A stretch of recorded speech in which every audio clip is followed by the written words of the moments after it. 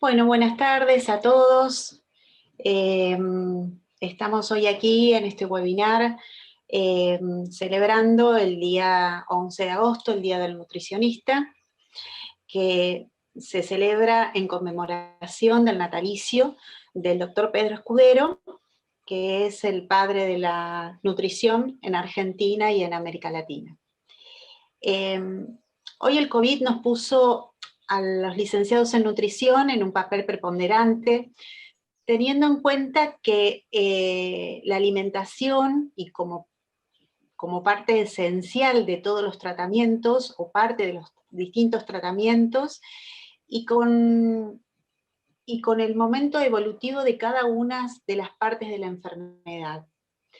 Por lo cual nos pareció interesante poder llevar a cabo este webinar en donde vemos cómo afecta y cómo afectó a cada una de las personas el confinamiento, y lo vamos a ver a partir o de la mano de dos licenciados que son parte de nuestra casa, de la Universidad FASTA, que son el licenciado Facundo Arrojo, licenciado en Psicología, titular de Psicología Médica de nuestra licenciatura en Nutrición, adjunto de la materia Psicología Nutricional del Paciente Crónico, y a la licenciada Alina Rodríguez Monteverde, que es licenciada en Nutrición, y que es titular de la asignatura Psicología Nutricional del Paciente Crónico,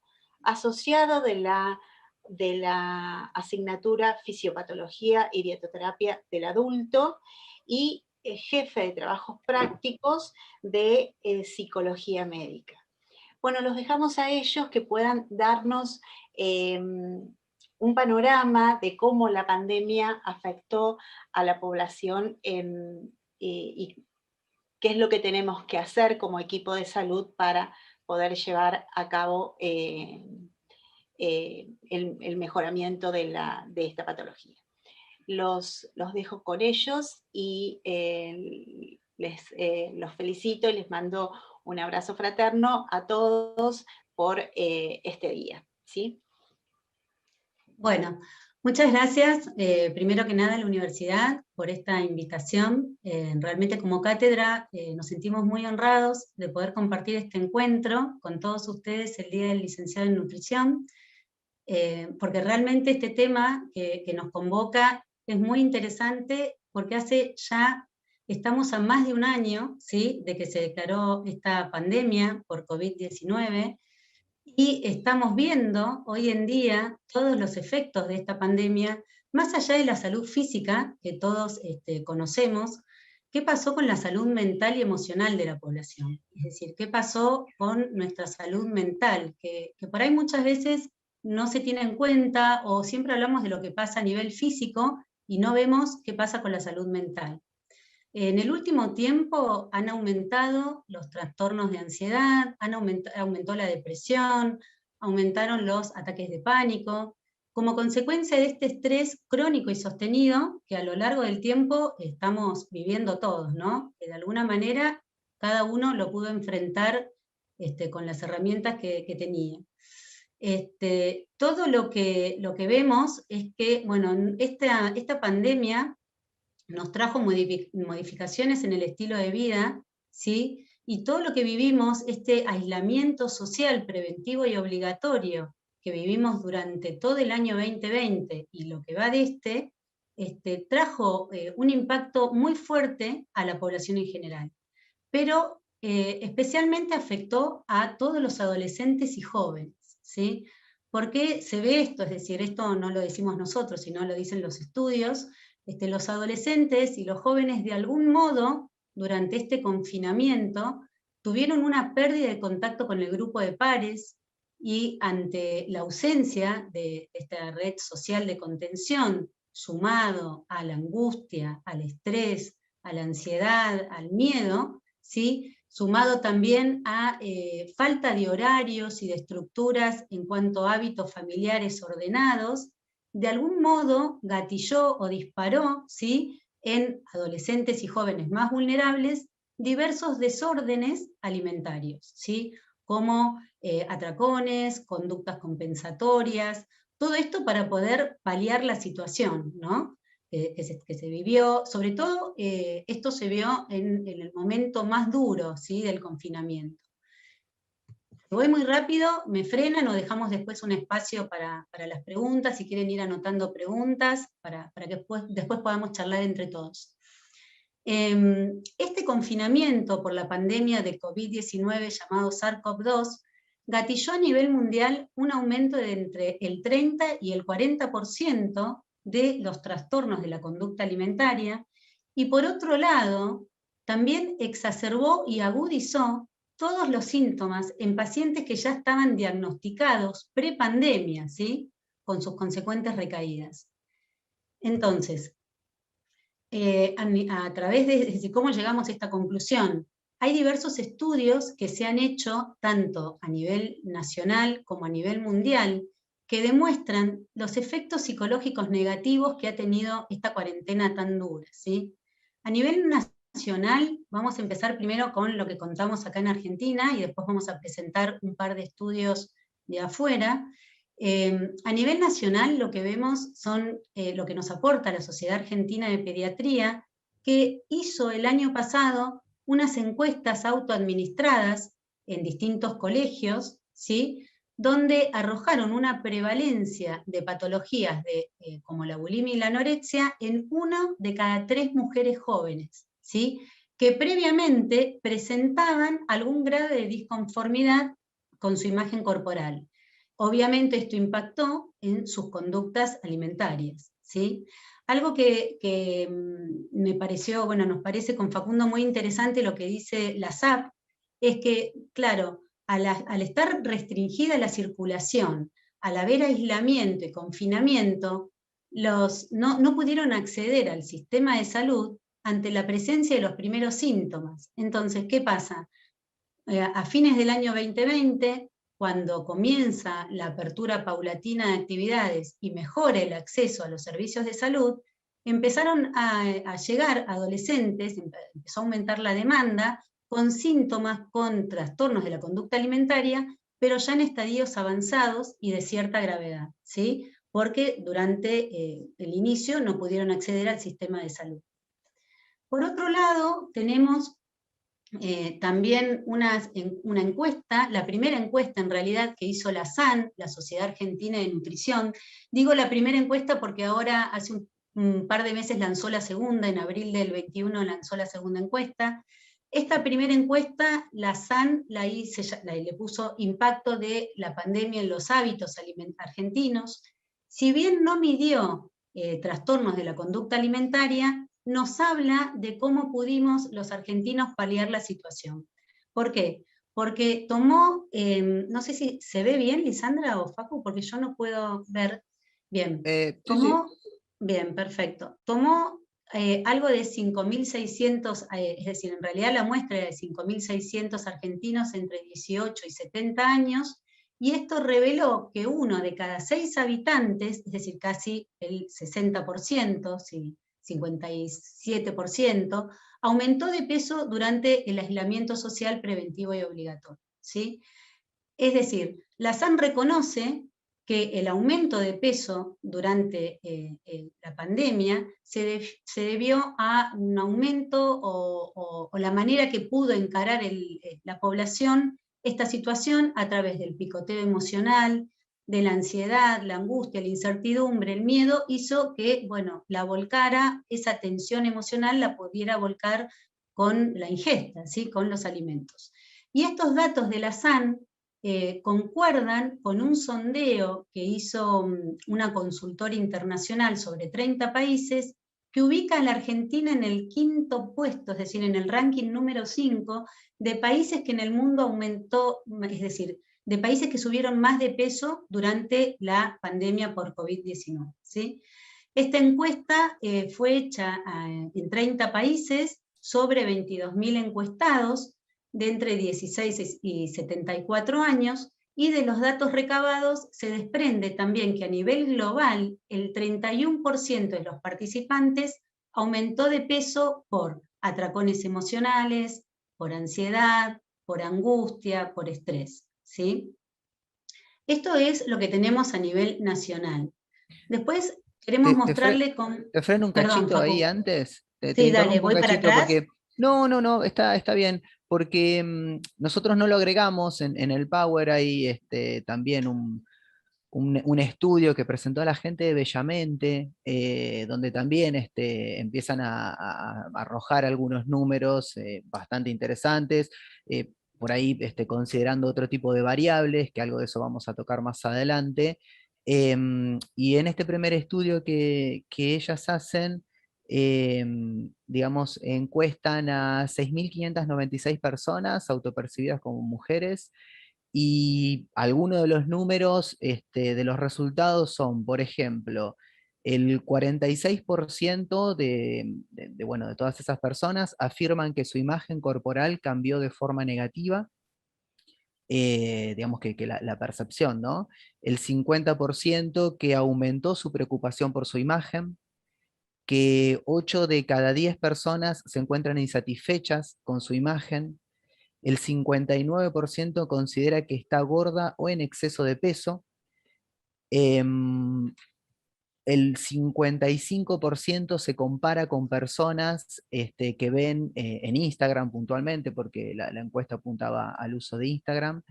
El 86% refiere que alguna vez se sintieron mal con su propio cuerpo después de haber estado consumiendo Instagram.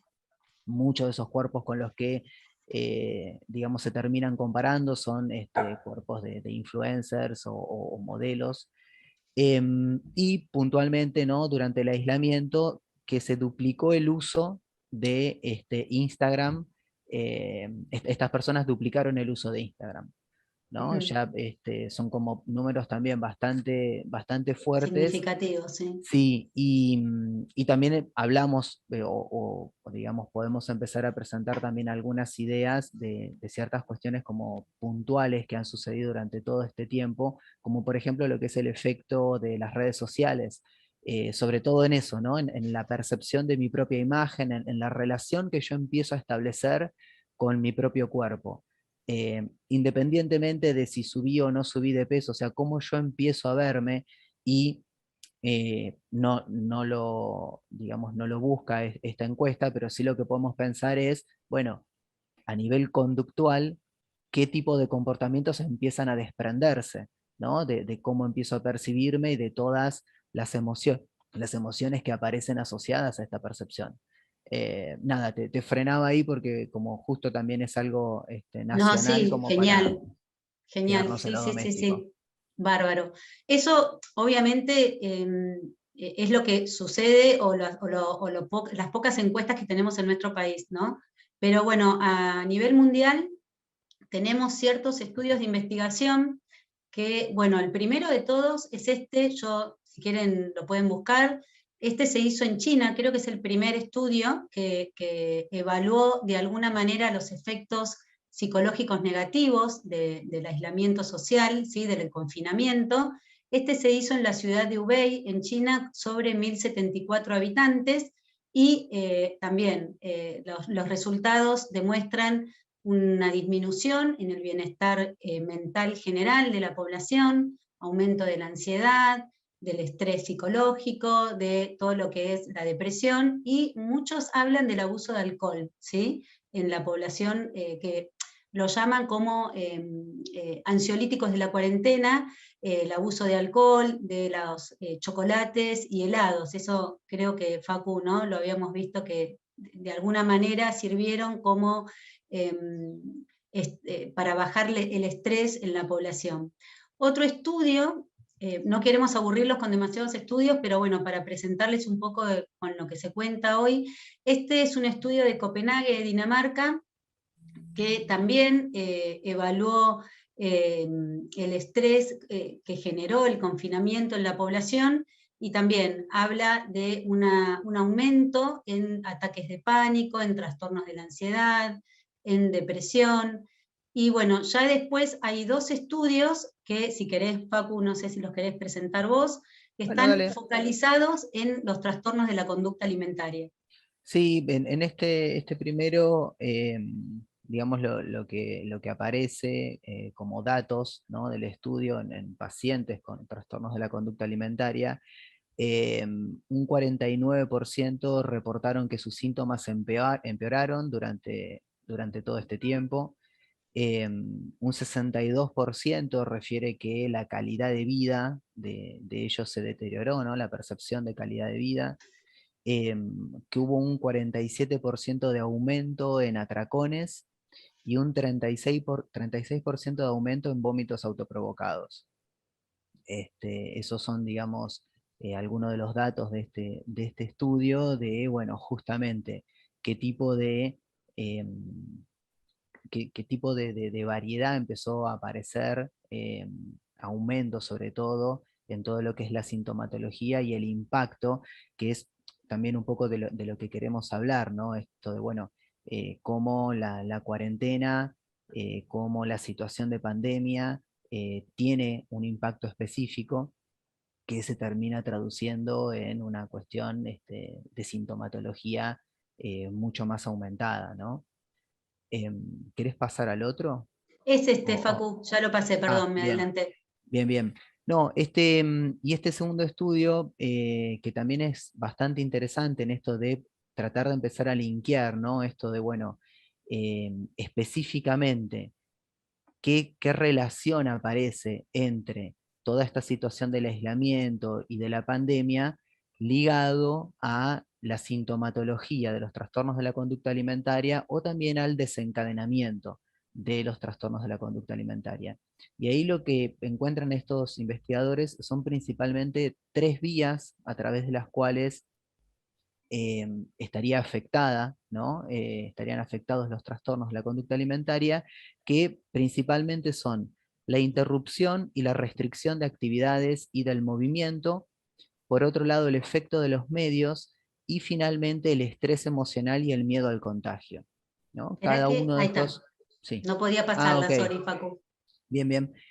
Cada uno de estas tres vías, digamos, eh, estarían afectando de cierta manera a las personas. Cuando hablamos de interrupción y restricción de las actividades y movimientos diarios, por ejemplo, nos encontramos con, de repente las personas tienen que estar en la casa todo el tiempo, ¿sí? Eso hace que todo lo referido a rutinas diarias se vean interrumpidas y se vean alteradas.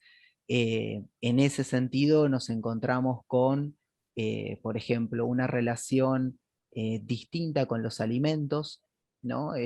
Uno está como mucho más en contacto quizás con la elaboración de los alimentos, personas que por ahí se han estoqueado mucho de alimentos, entonces de repente hay mucha comida en la casa. Por ahí se alteran también al no haber quizás como ciertos lineamientos que ordenen la rutina del día, como puede llegar a ser ir al colegio, volver a determinado horario, después alguna actividad extracurricular, ¿no? Marcadores de tiempo, empieza a haber como cierta alteración en la rutina. Eso conduce en muchas personas, generó hasta alteraciones en los patrones de sueño. Entonces, lo que también se va alterando es el patrón del comportamiento alimentario. Esto de empezar a comer en horarios distintos, se empieza a alterar la conducta alimentaria, en algunos casos empiezan a aparecer también lo que es picoteo. Eso sumado, por ejemplo, a no poder hacer actividades físicas o estar bastante quietos mucho tiempo, en las personas con trastornos de la conducta alimentaria aumentó significativamente la preocupación por el cuerpo y el aumento del peso. Em, Algo que también es producto, ¿no?, de todo lo que lo perdimos en el aislamiento, hasta también el contacto con los otros y con actividades de tipo placenteras.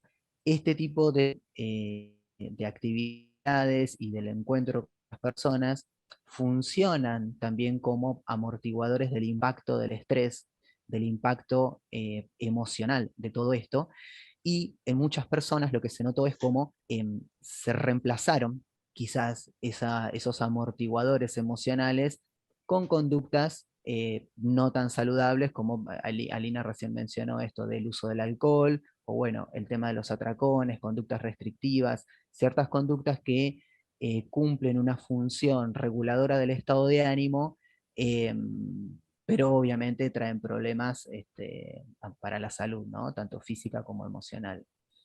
En el efecto de la sobreexposición a los medios, nos encontramos un poco con lo que yo les comentaba en esto del estudio de Bellamente, qué impacto ha tenido en las personas el estar muy expuestas a comidas permanentemente, ¿no? Esto de perfiles que constantemente muestran recetas, que bueno, obviamente esto de una orientación más hacia el mundo de lo fit, cuerpos, ¿no? También que encarnan ciertos ideales de belleza sociohistóricos de este momento, ciertos mensajes, ¿no? La sobreexposición a cierto tipo de mensajes, principalmente en redes sociales, también en los medios generales de comunicación. Lo que veíamos, Facu, de los memes, ¿no? Los Sí, sí, memes, obvio. cuando todas las redes sociales estaban inundadas de memes, aparecía una mujer tipo Barbie pre-pandemia y decíamos, todos vamos a quedar después con 80 kilos de más. Todo eso de alguna manera gatilla, y en los adolescentes, que son los más vulnerables, ese mensaje llega, ¿no? Sí, obvio, puntualmente en lo referido a redes sociales, no nos vamos a hacer expertos, los expertos en redes sociales, pero bueno, sabemos que los algoritmos hacen que en función de lo que noten que vos más consumís, más te empiezan a mostrar ese tipo de contenidos. Entonces también eso incrementa la exposición Total. a todo esto. En una persona con cierto nivel de vulnerabilidad, donde ya existe, ¿no? esa preocupación incipiente con respecto a el cuerpo y el peso, naturalmente va a exacerbar esa preocupación. Y ni que hablar en una persona que, digamos, que ya se encuentra dentro de un trastorno de alimentación, que de alguna forma está batallando, ¿no? con todo esto, es como que de repente está bombardeado, digamos, casi que por la voz del trastorno de alimentación. Pronosticando esto de vas a engordar, se termina convirtiendo como casi que en una experiencia de certeza, ¿no? Esto va a terminar sucediendo.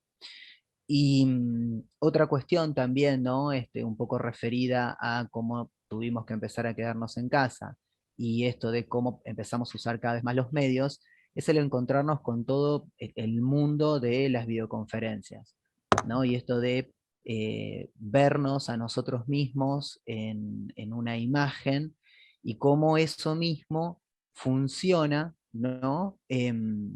Como una conducta de chequeo o aumentando lo que es la crítica o la preocupación por la propia imagen.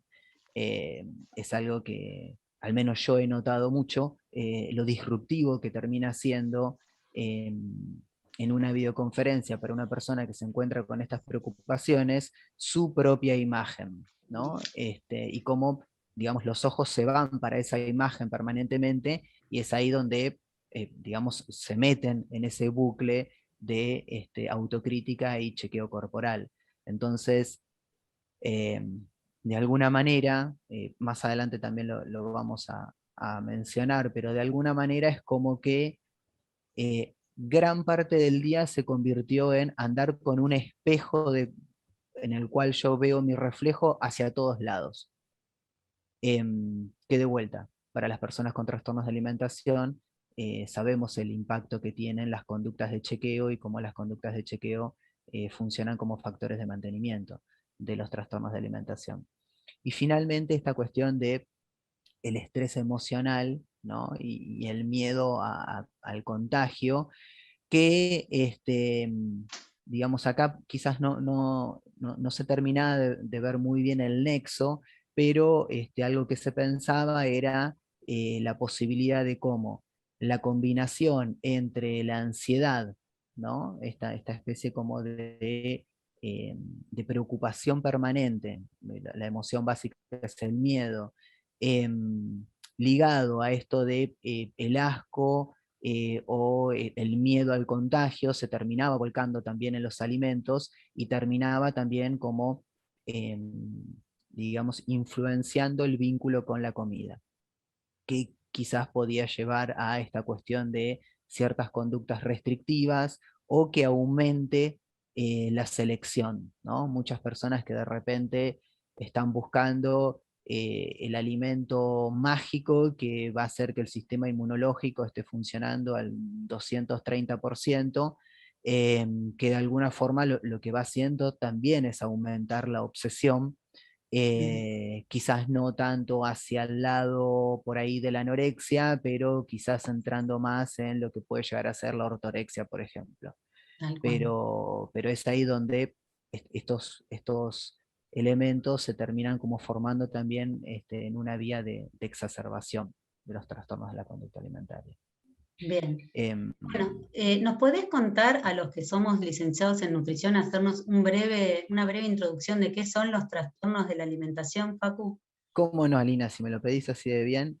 Em, a ver, yo acá el material que yo elegí es un material que tiene que ver con, lo- digamos, el modelo de trabajo de Fairborn, que es un psiquiatra que trabaja con trastornos de alimentación y que es uno de los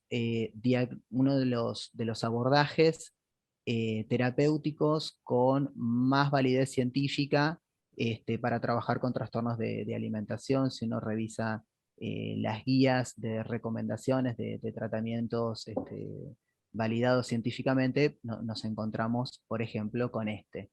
Y en una definición, ¿no? Como pueden ver acá la diapo, lo que tenemos es eso: los trastornos alimentarios se caracterizan por una alteración en la forma en la que percibimos nuestro cuerpo y nuestro peso.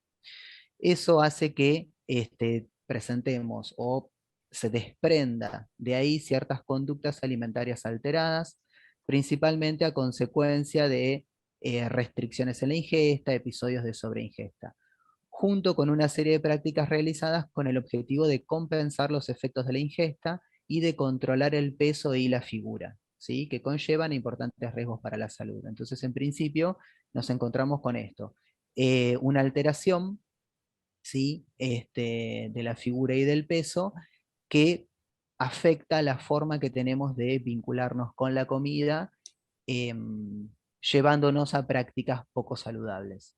¿Sí? Esto sería como una idea bien, bien básica, sin meternos de lleno en eso.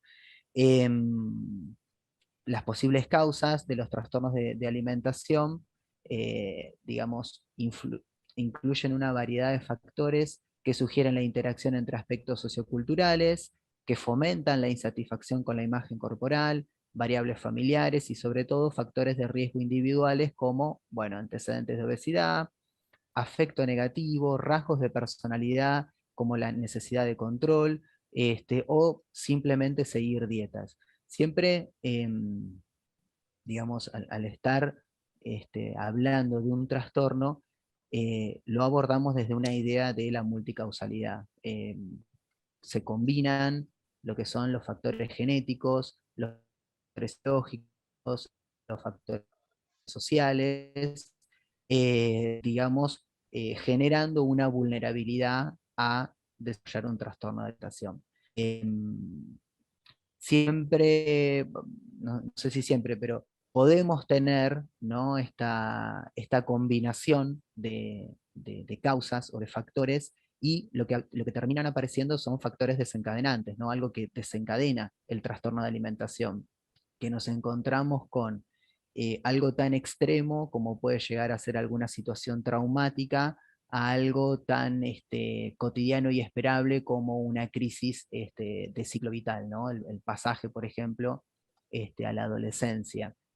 Y después algo que también es muy importante, y sobre todo hablándolo en este ámbito, que es iniciar una dieta.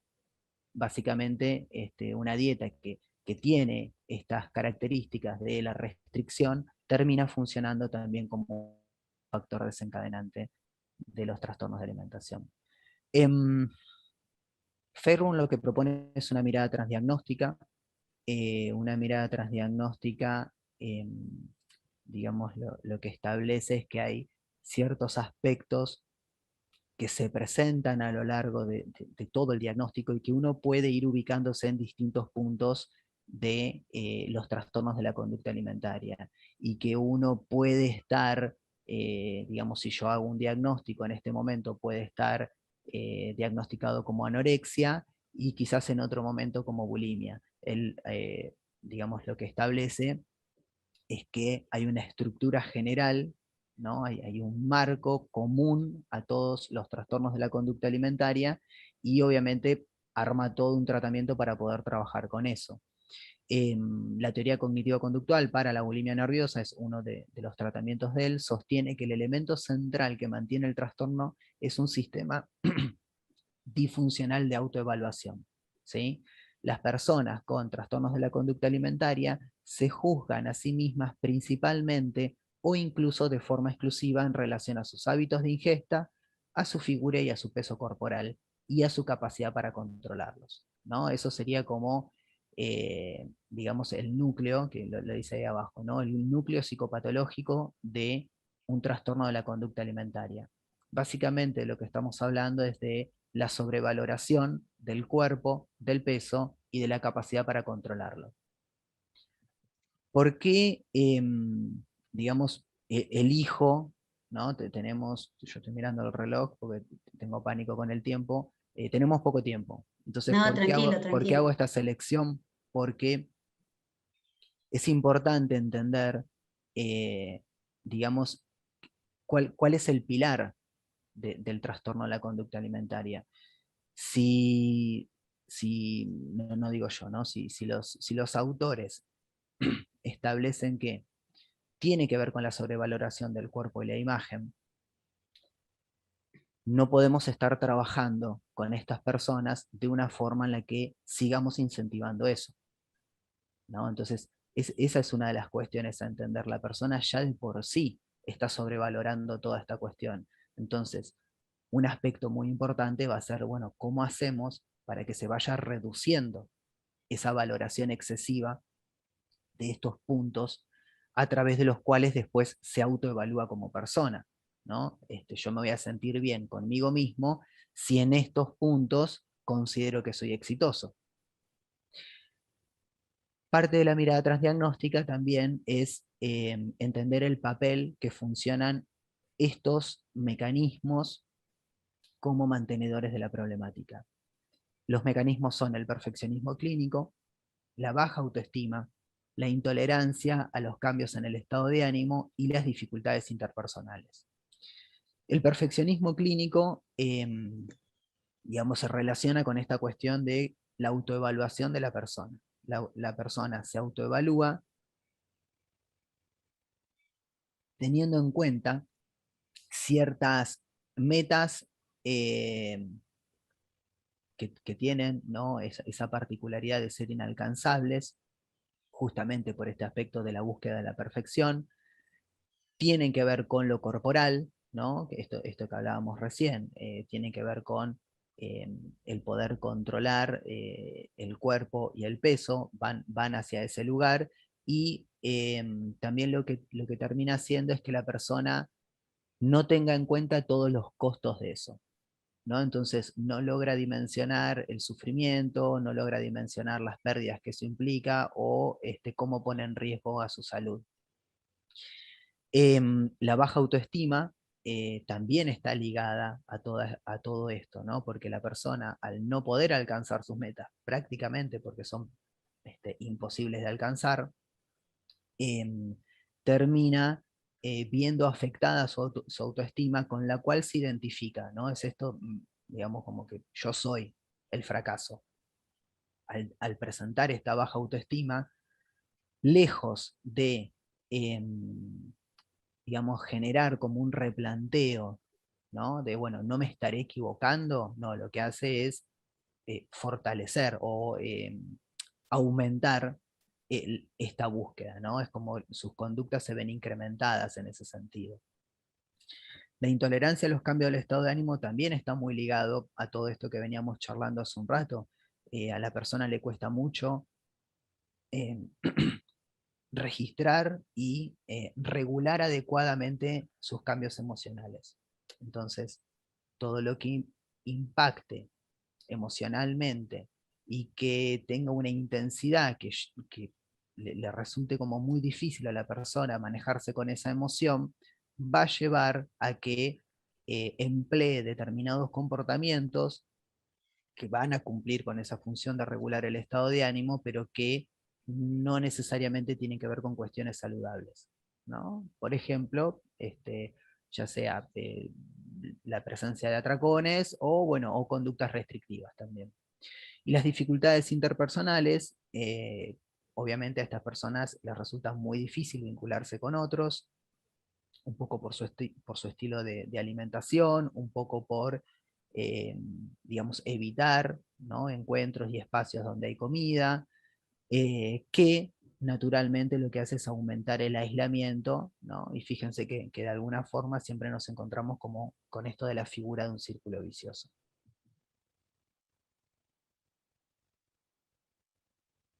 Bien, acá retomando, ¿no?, muchas de las cosas que hemos ido charlando, a partir de este núcleo se derivan el resto de las características clínicas de los trastornos de la conducta alimentaria. La dieta estricta y los comportamientos dirigidos a controlar el peso, la evitación, ¿no? Por ejemplo, evitar mirarse ciertas partes del cuerpo, rituales de comprobación, mirarse continuamente al espejo, pesarse frecuentemente, ¿no? Cualquier tipo de conducta de chequeo, y la preocupación por pensamientos sobre la comida, la figura y el peso. Los atracones, por su parte, aparecerían como consecuencia de los intentos por restringir la ingesta y someterse a dietas extremas e inflexibles. Si nosotros, yo de vuelta por cuestiones de tiempo, no lo agregamos, pero si nosotros a esto lo pudiéramos ver dibujado, lo que tenemos es el núcleo psicopatológico, ¿sí? Es el funcionamiento de los factores de mantenimiento y cómo todas estas conductas se desprenden de todo esto. Y obviamente lo que aparece es un efecto de retroalimentación. Por eso es que por eso es que, digamos, los síntomas de alguna forma son como los intentos de solución que estas personas emplean para lo que creen que es su problema, y al mismo tiempo son los factores de mantenimiento del mismo problema. De ahí la importancia de no solo apuntar a la remisión sintomática, sino esto de poder trabajar con descentrar a la persona, ¿no? Esto que yo me refería con la sobrevaloración del cuerpo y del peso. ¿Qué es lo que podemos pensar, ¿no?, como la relación entre los trastornos de la conducta alimentaria y la pandemia, en función de los estudios que hemos encontrado, que todavía, ¿no?, en distintas partes del mundo se están realizando y que van a seguir apareciendo? Digamos, todo lo que es la teoría referida a los trastornos de la conducta alimentaria. Bueno, algunos de los puntos son la alteración de la rutina diaria, ¿sí? Esto que nosotros hablábamos al inicio, actividades que se interrumpen, como el ejercicio, la escolaridad, el encuentro con otros, con la consiguiente pérdida de actividades placenteras, ¿no? Entendiendo el papel de las actividades placenteras como amortiguadoras del estrés y del malestar.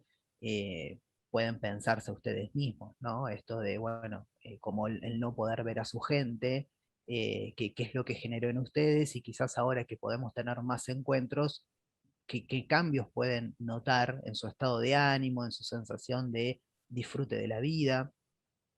Mayor permanencia en el hogar, por ejemplo, lo que da lugar a exposición a conflictos familiares, ¿sí? Nosotros no hablamos mucho de la variable familia, pero tenemos ciertas estructuras familiares que tienen características determinadas, y algo que ha sucedido es que tener a muchas personas reunidas en el mismo lugar por mucho tiempo empezó a generar esto de los roces, ni que hablar si situaciones de violencia dentro de la casa. Entonces todo eso se agrega como factores estresantes. Exposición a más espejos o más acceso, ¿no? Hay muchísimas casas en las que hay balanzas, por ejemplo. Y esto de tener una mayor relación con la comida, ¿no? Esto de tener que prepararse la comida para las personas quizás con trastornos de alimentación, que viven solas y son las mismas personas que se cocinan. Como también dije al principio, la posibilidad de haberse estoqueado mucho y tener como mucha comida en casa. Mayor uso de redes sociales, ¿sí? Esto lo volvemos a referir con esto de la exposición a ideales a ciertos cuerpos ideales, a ciertas formas ideales también, ¿por qué no?, de alimentarse. Yo acá también puse esto de ciertos desafíos, ¿no? Estos famosos challenges que también han ido apareciendo en Instagram, TikTok, etcétera, donde nada, se establece como una consigna y bueno, vamos todos a seguir esa consigna. Que no necesariamente eso ha sido iniciado por algún profesional de la salud, pero también, ¿no?, esta cosa de ciertos programas que sí han estado organizados por profesionales de la salud, que también han tenido un impacto considerable, ¿no? Esto de iniciar ayunos intermitentes, sin quizás hacer como una evaluación de la persona que se va a sumar a esos grupos, o de repente, no sé, iniciar un programa de, qué sé yo, alimentación baja en FODMAPs, y es como también qué persona se está sumando, qué seguimiento tiene.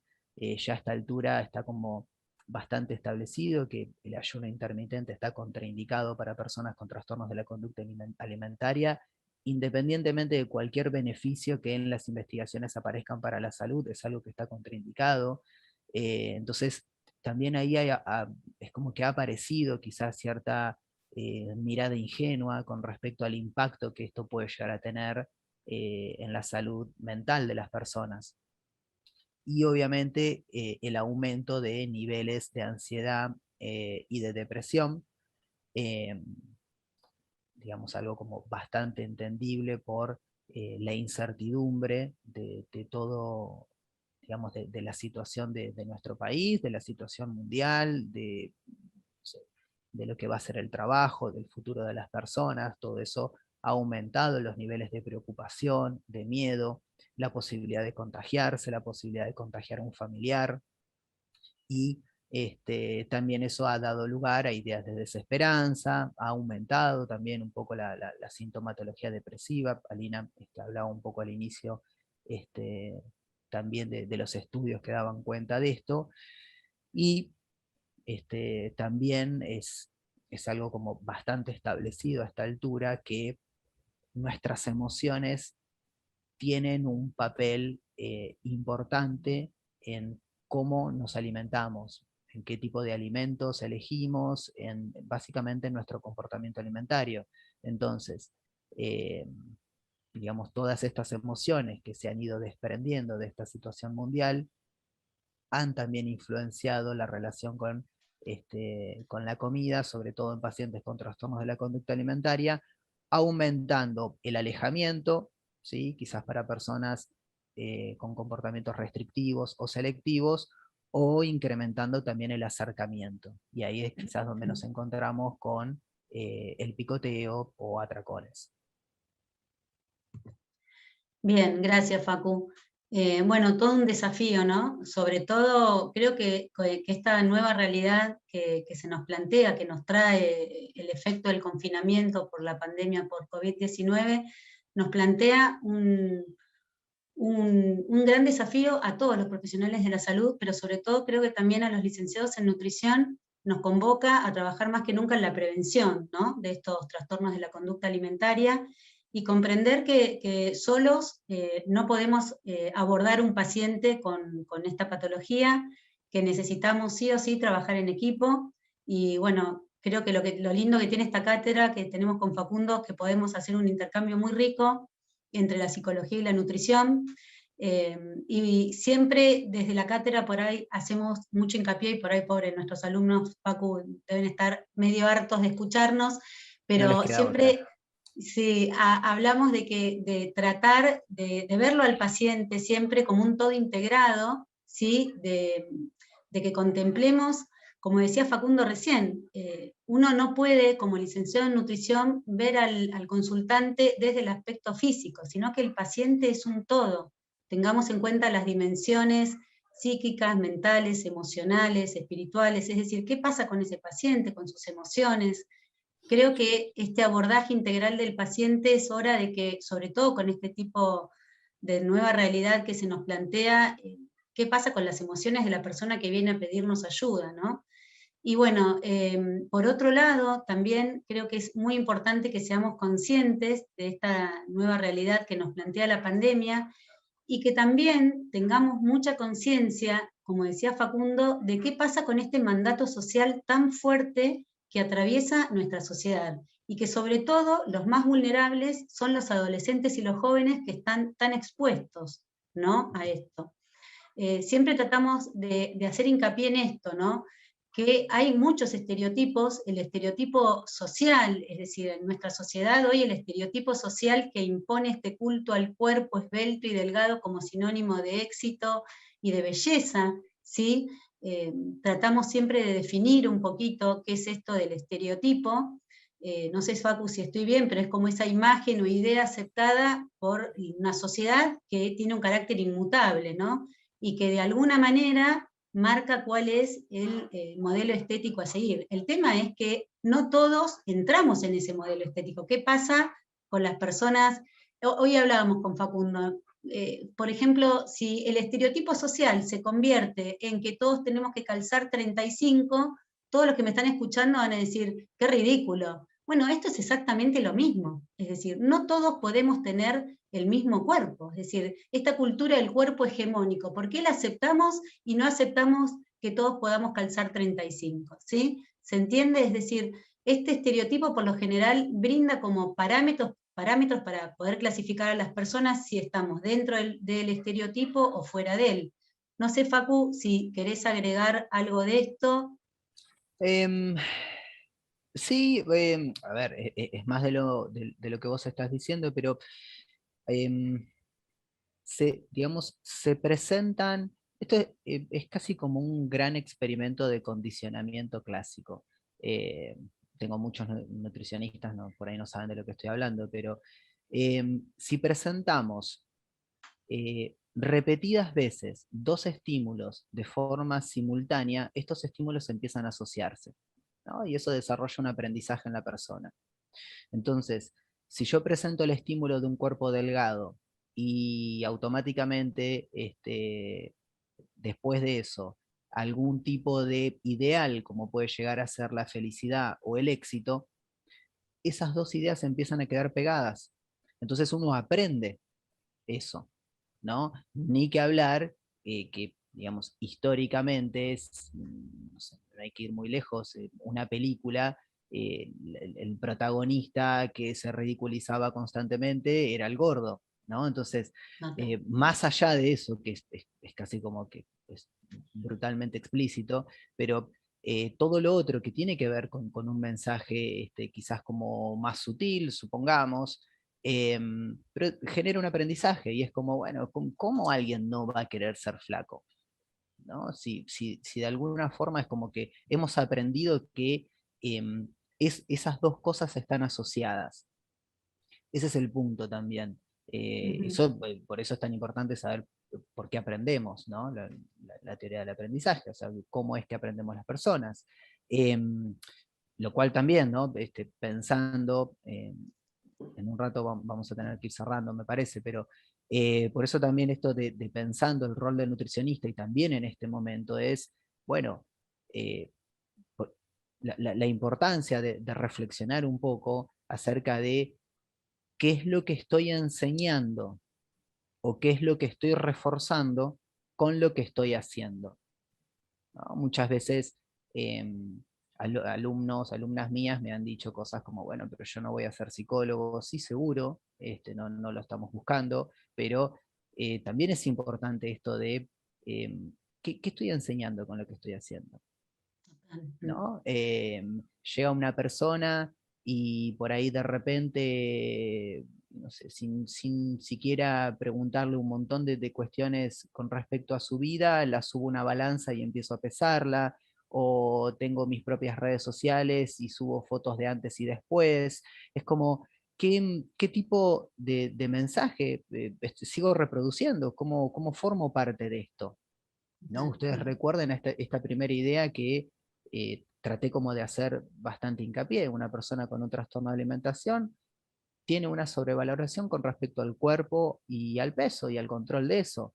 Entonces es como si todo el tiempo están pensando en eso y yo con lo que hago estoy reforzando eso. Entonces soy parte del problema y no soy parte de la solución. Totalmente, Entonces, totalmente. para nosotros era interesante, nada, poder usar este espacio para charlar un poco de estas cuestiones, para ponerlas arriba de la mesa, para poder escucharlos a ustedes después. Y en principio, o sea, si lo pensamos desde la mirada de la prevención, bueno, tenemos que replantearnos, ¿no? Algunas cuestiones con respecto a nuestra práctica. Es como que yo, afortunadamente, casi que ya no encuentro nutricionistas que, digamos, no hablen de el hambre emocional, por ejemplo.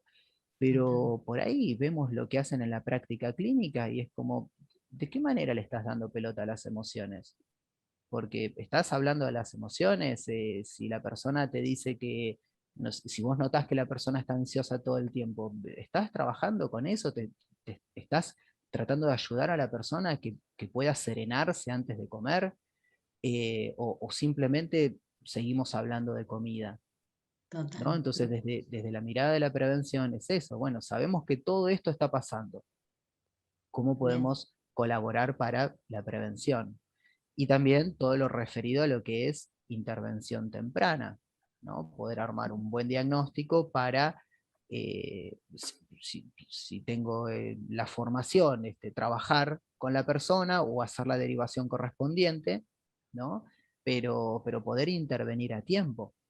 total. Estamos, no sé, en un momento en el que, no sé, atletas de mundiales de primera línea se están bajando de Juegos Olímpicos por cuestiones de salud mental y de repente al mismo tiempo me llegan consultas de adolescentes que tienen un nutricionista de cabecera. No es como, ¿por qué Tal un cual, sí. adolescente tiene un nutricionista de cabecera? ¿En Sí, qué sí, es de momento loco. se convirtió en algo, en ausencia de problemas, ¿no? ¿Qué es lo que está pasando? ¿No? Tal cual. Preguntas, qué sé yo, la posibilidad de ir charlando y de generar este tipo de cuestionamientos y de intercambio más que nada. El problema, como decimos con Facundo, que este estereotipo, ¿sí? Estos estereotipos de alguna manera afectan al desarrollo de la autoimagen y de la autoestima, ¿sí? Que en realidad, no sé Facundo si digo bien, pero es la valoración que una persona tiene de uno mismo, ¿sí? Ya que la imagen corporal es un componente de la autoestima y de la autoimagen. El tema de más que nada, de esto de los estereotipos sociales, en nuestro país, ¿qué hizo? Es decir, de alguna manera gatilló en los últimos años como un aumento de de la cultura de la dieta, ¿sí? Esto de las dietas restrictivas, de las conductas dietantes. Por eso nosotros siempre tratamos de hacer hincapié en esto desde la cátedra, de evitar las restricciones alimentarias. Porque la restricción alimentaria en realidad lo único que nutre es este ciclo vicioso de la dieta, es decir, no ayuda a modificar la conducta alimentaria, no ayuda a hacer educación nutricional, genera este círculo dieta-atracón-dieta, que en realidad es un círculo que no se termina más, y como muchas veces nombra Facundo, él recibe pacientes que rotaron por todas las nutricionistas o todos los nutricionistas de Mar del Plata, es decir, la idea es esto, ¿no? Poner de alguna manera un freno a estas restricciones y obsesiones por determinado tipo de alimentos o conductas que solamente provocan desear más aquello que es prohibido, ¿sí? Aparte de todo esto, hoy está comprobado que las dietas restrictivas conllevan a bajos niveles de serotonina, que sabemos que hoy en día es la hormona del bienestar, ¿sí? Por otro lado, tratemos de evitar estas restricciones alimentarias y las conductas dietantes porque sabemos que de alguna manera potencian todas las obsesiones y desórdenes emocionales en las personas. Como les decía recién, no contribuyen a la educación nutricional y las dietas restrictivas y obsesiones alimentarias siempre son el telón de fondo de los trastornos de la conducta alimentaria, ya que no hay atracón sin restricción previa. Es decir, por lo general, todo atracón viene porque hay una restricción previa a esto, ¿sí? Por eso la idea, nosotros siempre tratamos de compartir desde la cátedra que a medida que el consultante, el paciente, como ustedes quieran llamarlo, va dejando esta cultura de la dieta, comienza de alguna manera a comer sin compulsión, sin obsesión, comienza a disfrutar de cada comida, de cada bocado, y de alguna manera empieza a conectar con sus sensaciones, es decir, con las señales que el organismo le da. Tiene que aprender a reconocer las sensaciones de saciedad, de apetito, es decir, a medida que va liberándose de esta conducta dietante, se va conectando con su alimentación intuitiva, es decir, con qué le pasa a su organismo, que no todos los organismos son iguales y cada uno de nosotros reaccionamos al mismo evento por ahí de distinta manera, ¿sí? Entonces, enseñar y educar a hablar de las emociones en relación con los alimentos y de poner un freno a esto de la restricción del alimento. No podemos seguir hablando de alimentos prohibidos, de alimentos permitidos. De alguna manera tenemos que enseñar a reconocer las sensaciones de saciedad y de apetito, pero eso lo vamos a poder lograr cuando la persona que nos consulta se siente como menos, es decir, es menos estricto en cuanto a la selección de alimentos, es más flexible, puede relajarse y puede empezar a disfrutar de una comida, ¿sí? Y tratemos siempre de estar tipo alertas a ciertos síntomas que por ahí, bueno, si trabajan con adolescentes o jóvenes, ¿sí? Pueden llegar a detectar o les cuentan el padre o la madre cuando acompaña la consulta. Por lo general, estas ideas tan rígidas y obsesivas en cuanto a la selección de alimentos, cuando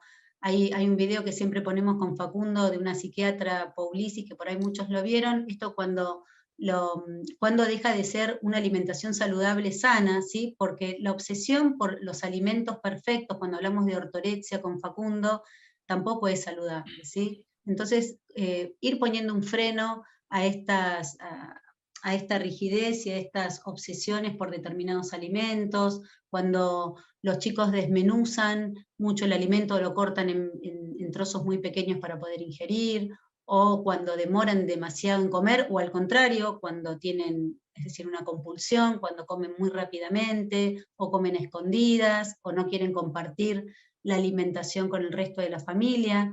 Nos tienen que llamar la atención ciertas conductas, es decir, un adolescente, un joven, una persona no puede dejar de ir a un evento social porque hay comida. Entonces, todas estas situaciones nos tienen que alarmar y llamar la atención de alguna manera. Facu, no sé si querés agregar algo más.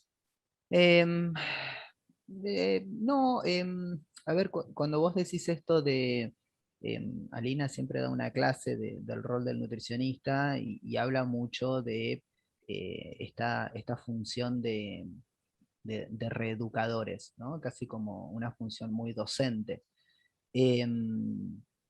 Y digamos que qué raro o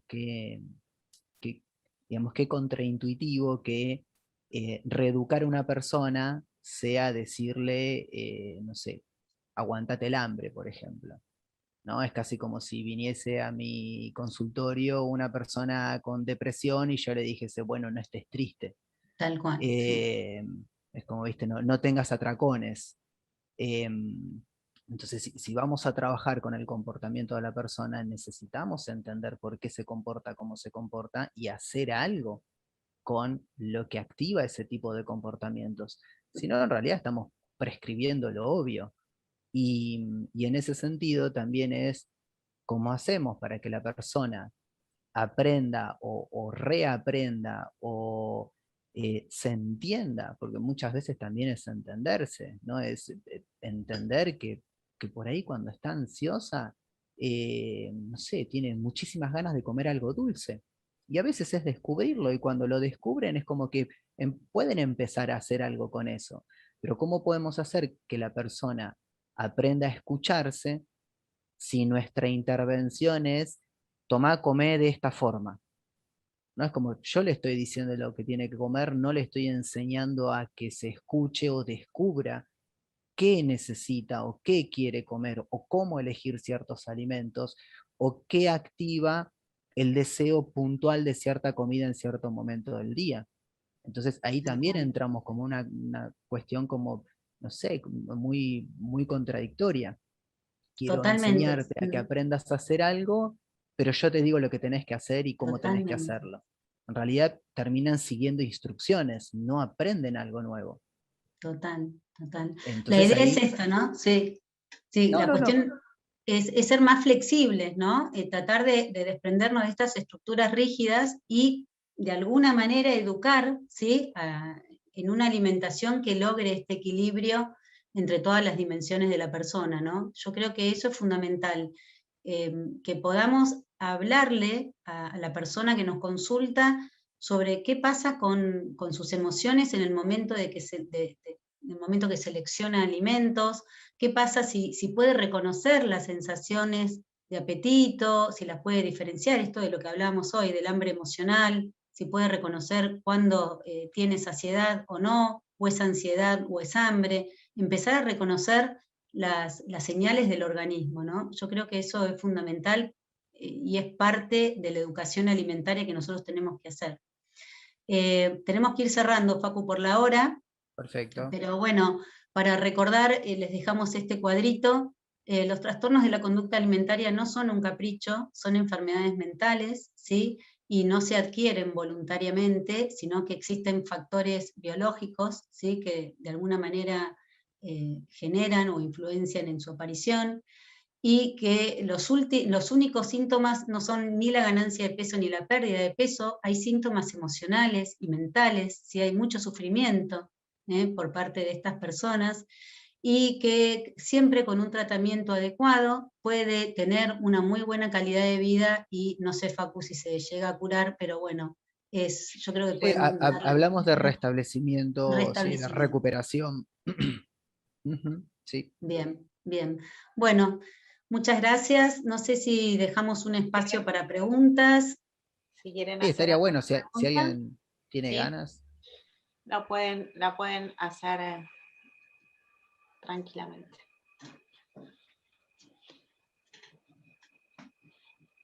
¿Alguien? Solo devoluciones positivas. Las negativas. No, no, mentira, todo, todo. Oh, Lina. Muchas caras conocidas, muchos alumnos.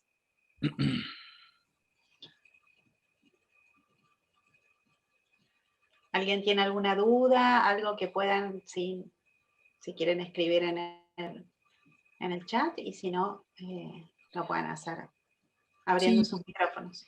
por ahí algunas cosas las pasamos como muy rápido, eh, pero bueno, si algunas ideas generales han logrado quedar, eh, me parece Yo creo que que, está que bueno. de esto, ¿no? Llevarnos más que nada, no sé si todos son estudiantes de la carrera o hay colegas recibidos, pero Que no son, bien, tenemos una enfermera que bien. se escribió. Bueno, la verdad que no hay preguntas, hay como todas muy, muy, muy de acuerdo con todo lo que... Excelente charla, muy buena charla, todos por acá. Así que, bueno, pareciera que Bueno, si hubiera no hay alguna preguntas, pregunta. muy feliz día para todos los colegas y estudiantes. Y bueno, nos van a encontrar en la facultad con Facu siempre. Si tienen dudas, nos escriben, o bueno, seguiremos charlando esto en las clases igual. ¿No, Facundo? Es un tema Sí, que a sí. Facundo le fascina. Micaela Y quería decir bueno, algo, Micaela quería decir algo. perdón, No, Micaela. no, no, no, no. No, estaba saludando. Micaela, pobre, rindió el otro día. No, es un placer escucharlos, la verdad. Tanto cuando la cursé como ahora es un placer. Así que muchas gracias. Bueno, Bueno, gracias. gracias a vos. Lo hacemos con mucha pasión, y Facu me contagió esta pasión por los trastornos de la conducta alimentaria, que bueno, nada. Terminé estudiando trastornos de la conducta alimentaria por Facundo. Bueno, viste. Bueno, Bueno, entonces los saludamos y bueno, las Nutris, y a los Nutris les mandamos un feliz día, y a los que están por serlo también. Y bueno, les agradecemos todos por participar. ¿Sí? Muchas gracias Alina, muchas gracias Facundo por esto, y nos vemos. Gracias. Bueno, muchas gracias. De nada, hasta la Adiós. próxima. Chao, chao. Gracias.